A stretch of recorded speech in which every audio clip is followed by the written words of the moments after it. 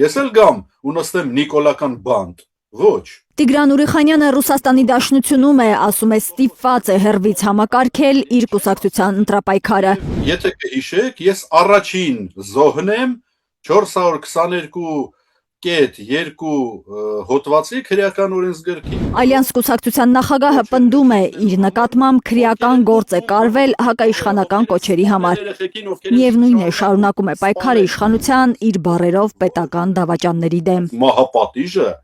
դրոշակի պես այստեղ պիտի երրորդ դրոշակը դնեմ, որի վրա պիտի գրված լինի մահապատիժ։ Մտքովս չանցավ, հաջորդ անգամ անպայման կանեմ։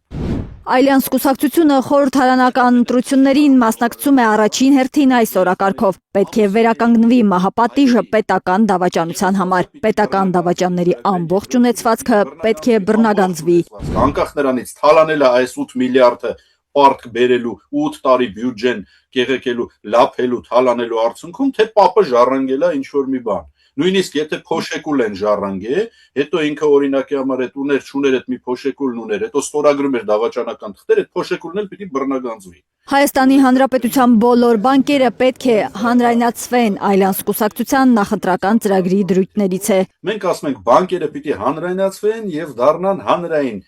բաժնային սեփականություն։ Եվ այսպես շարունակ բազմաթիվ այլ բաներ։ Պարտադիր կൂട്ടակայինը պիտի վերացվի։ Մայրաքաղաքի խցանումներին վերջ դնելու, առողջության իրական ապահովագրություն ունենալու օրենսդրական փաթեթներ ունի Ալյանսը, ասում է Տիգրան Ուրիխանյանը։ Մի անգամ կյանքում օրենքով մարդիկ ազատվել են դատական վեճերի ընթացքում ժամկետանց հայցերի վերաբերյալ վարկառուները օրենքով ազատվել են տուժերից ու տուգանքներից ու դրա միանձնյա հեղինակը եղել է Տիգրան Ուրիխանյանը։ Սոցիալական այլ խնդիրների լուծմանը վերաբերող ծրագրեր էլ ունի Տիգրան Ուրիխանյանի ղեկավարած կուսակցությունը։ Փող էլ կստանաք, էս էլ կանեք, այն էլ կանեք, ամեն ինչ լավ կլինի, օդը կմաքրվի, միլիոն ծառ կտնկենք, 2 միլիոն,